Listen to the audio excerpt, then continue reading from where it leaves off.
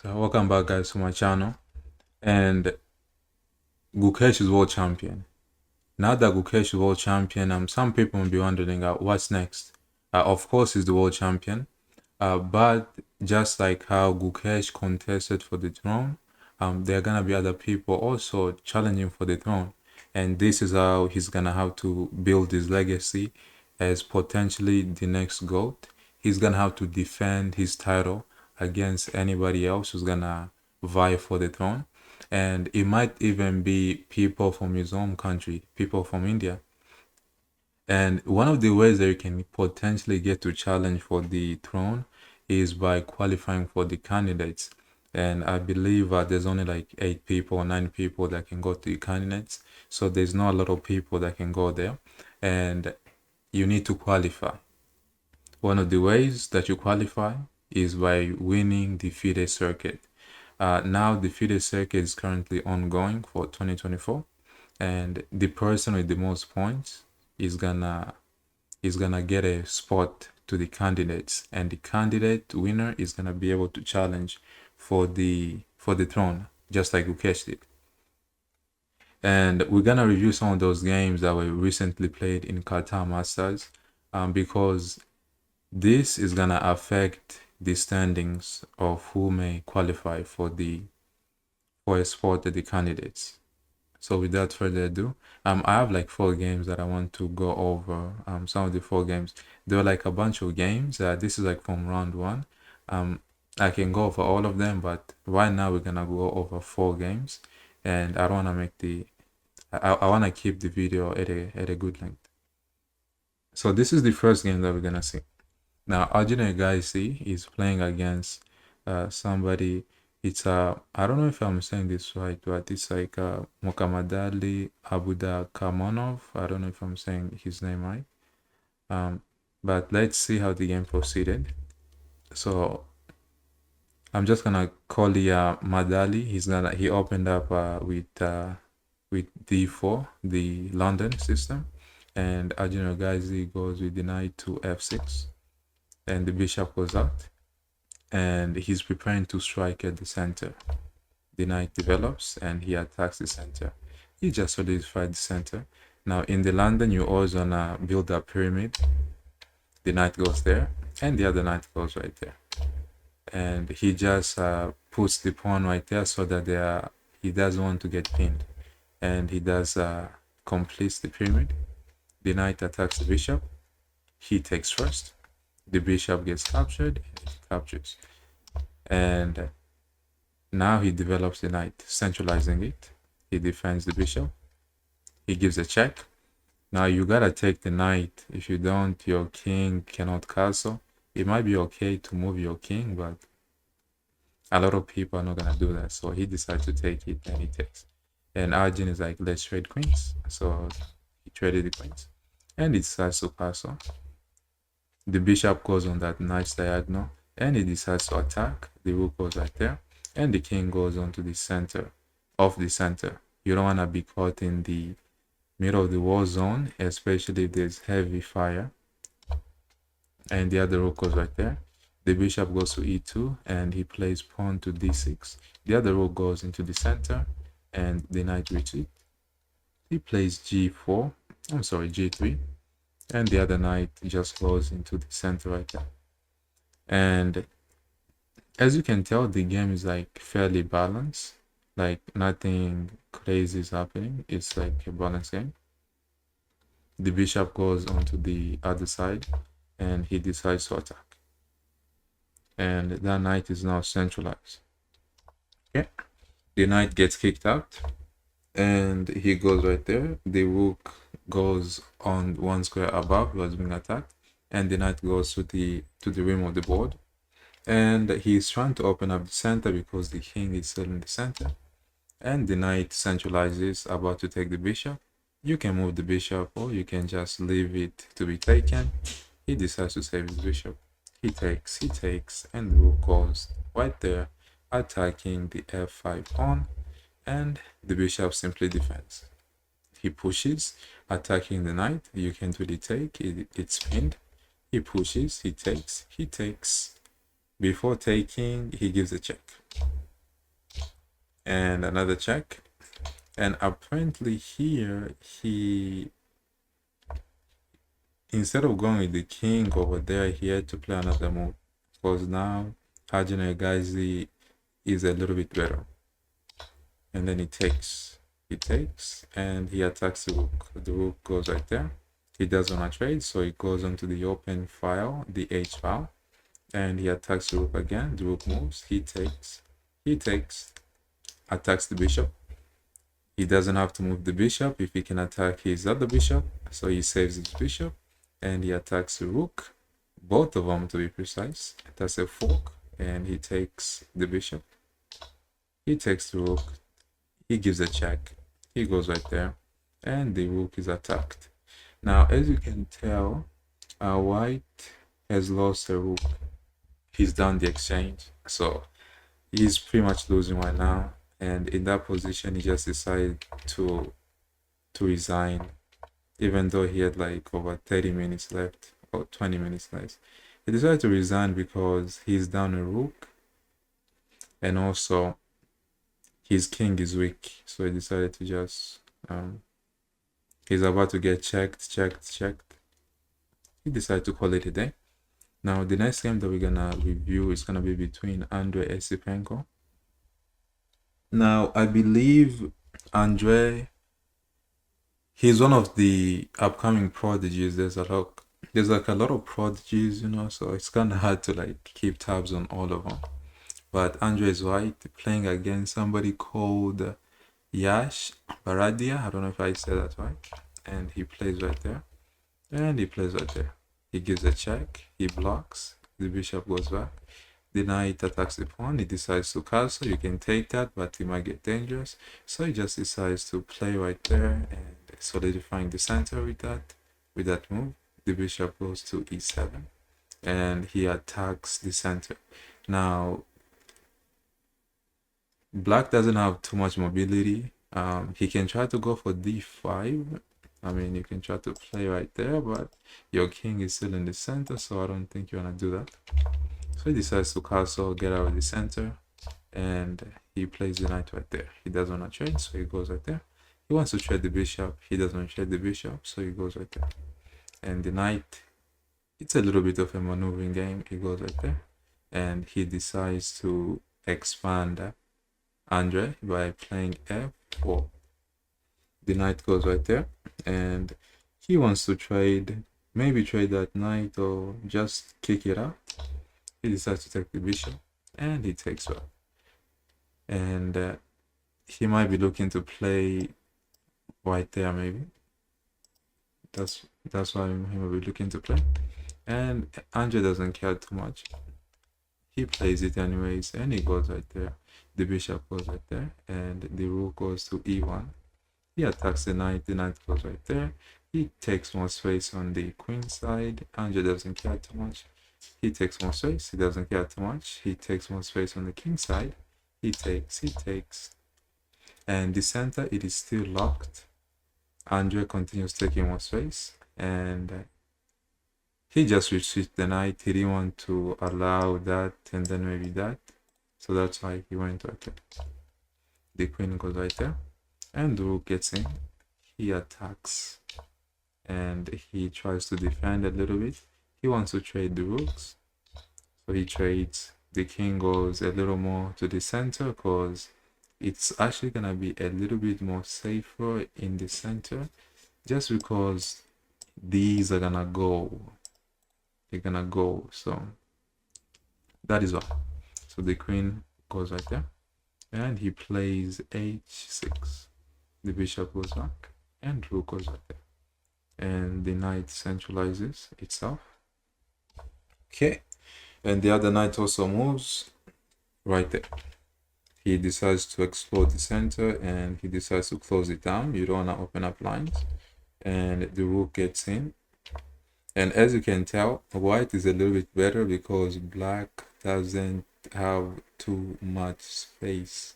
Black cannot move that much, so the queen is trying to get in and the rook is attacked. The queen defends. The knight goes there, he gives a check, the king has to go back.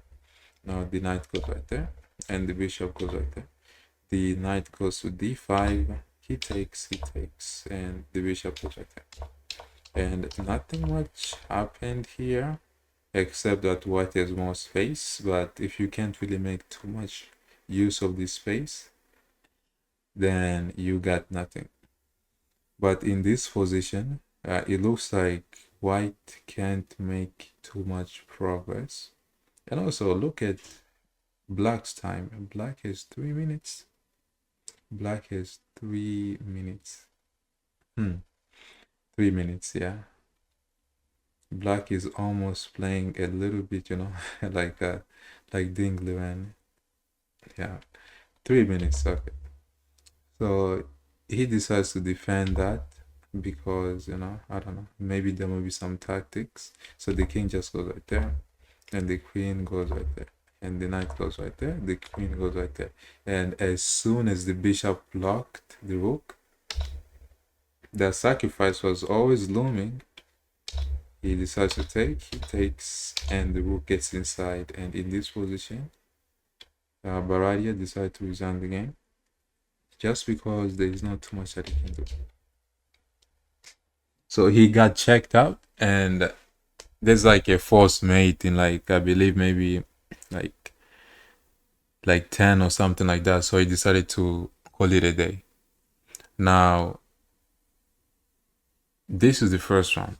Now, this is the next game, I think, between Nodirbek and also between Nodirbek and Reza. So let's see how this game proceeded. So d4, the London. He takes more space, and he plays f3. And then he plays right there, the pawn goes right there, he pushes, oh no, he develops the knight first. And he decides to castle, the knight goes right there, and he attacks the center. Pushing the center, you gotta keep it close. If your king is stuck in the center, you don't wanna open up lines. So he decides to attack the center, the king is still in the middle, you wanna try to open up those lines. And the knight goes right there. He takes, and he tries to take more space maybe on the king side with a6 and then b5 maybe. So he tries to stop that. And the knight develops, the bishop develops, the rook develops, he decides to castle, the knight goes back. The bishop attacks that pawn, it's sufficiently defended at the moment, but the knight cannot easily move. He decides to attack the center with f5. The queen defends the bishop, and the knight is centralized. The king moves from this diagonal. There might be some tactics, so he decided to move. You don't want any weird tactics, even maybe some knight sacrifices or maybe some bishop in the future. So I decided to just get out of the way so that you do not get checked. The bishop gets centralized, he takes, and the knight gets in. The bishop goes all the way to the corner, he attacks the rook goes right there, and he explodes the g file. The knight goes right there, and the rook is gonna be lined up with the king. He attacks on the king side, he takes, the rook gets in. Now, Nodirbek here was better, but apparently that's a mistake. Rook to a5 to a7. He had like a better move, and now the game is balanced, more or less. I mean, it's balanced because, you know, you can kind of see with the eval bar. But if I do this, I'm sorry, but yeah, without the eval bar like that, you know, it's kind of hard. You know, it's like, you know, it looks like black is in some trouble, so that's what it looks like. So he takes, and he goes right there. And right now, if you just look at the position, it kind of looks like black is in some serious trouble. I mean, there's this rook, there's this queen, and also this other rook.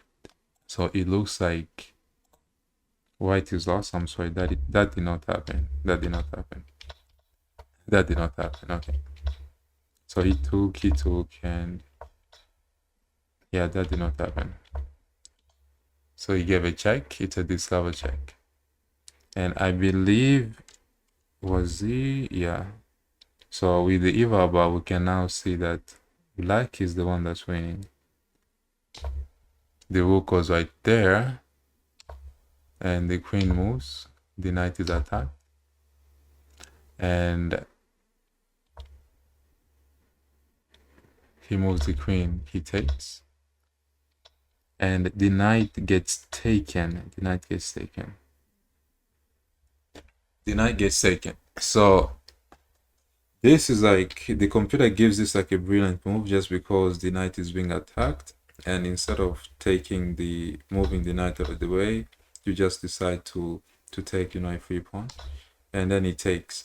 And the reason why you can do that is because the king is so weak. So you give a check to the king, the rook has to go back, and now this queen can never leave the defense of this rook. I mean, you can try to unpin yourself, but I believe even rook there, rook here, it's gonna be, yeah, and then you're gonna have to give us some material. So I decided to call it a day. You can even set up some tricks on the king. So this is the game between Nodirbek and Reza. Now, I have, I believe, one more game that I want to go over. And it's between Nihal, Sarin. Between Nihal, Sarin and Stanislav Bukreev. I don't know if I'm saying that right. Okay.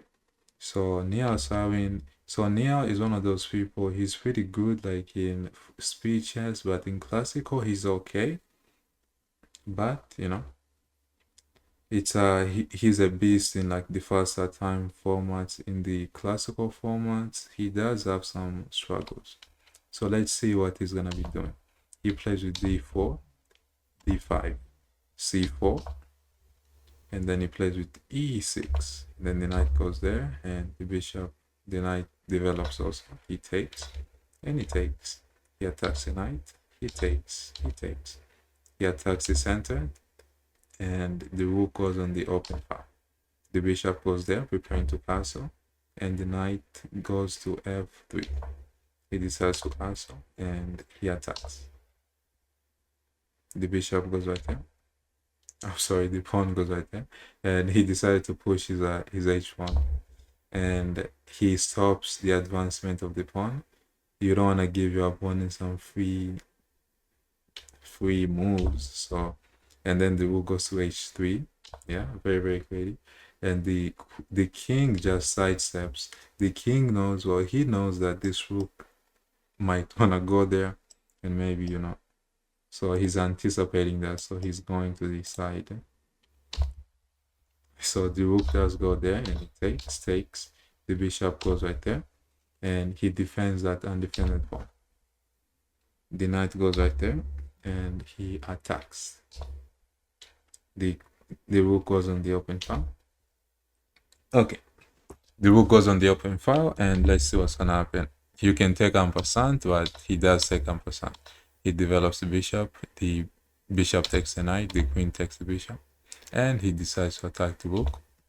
The rook goes right there, and yeah, so I believe in this position, Nihal attacked the bishop.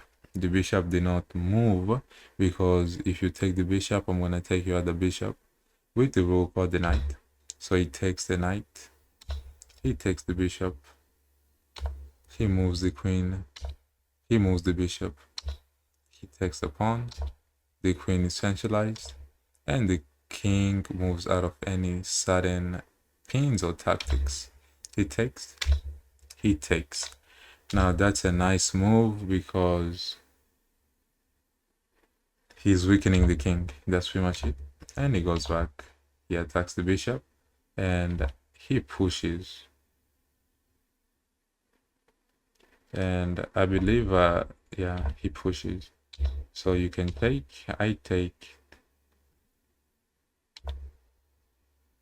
You can even take because it's mate. If you take, I take, and it's checkmate. So you gotta defend. He takes, gives a check, goes back, gives a check, and he decided to resign because the king is so weak. Like, you can try maybe to, I don't know, maybe even go here, but I believe he's gonna give you a check, and this king cannot hide, you know, in a lot of places. If you even go back, I don't know, let's say you try to go back, I believe there might be even, and then I can even check you, and then you can try to go there, and you know, there's a bunch of moves that win here, so many moves. But anyway, there's just because the king is like so weak, even this rook can go, you know, they can join, and he decided to call it a day. And I believe you can even do this, I think, yeah. And you know, this king doesn't have where to go, right? I believe you might even have to sack your queen, because you know, if you go there it's mate, so you're gonna have to sack your queen, and then I take. And you know, it doesn't really matter what you do, you can go back. I'm gonna even check you and then win that, or you know, maybe you try to block, you can even play there, you know. So black is up a queen, and you know, he decided to resign because the king is so weak. He's also, you know, he's gonna be up a queen pretty soon. So this is like the first round, and these are the standings right now. So these are the standings after all the rounds are over. So I'm gonna try to go over more of the game so we can just review them. Now the winner of the Fide circuit is gonna have a chance to play in the candidates, and I believe right now Fabiano Caruana is the one that is currently leading it. Fabiano is leading the tournament right now. Okay,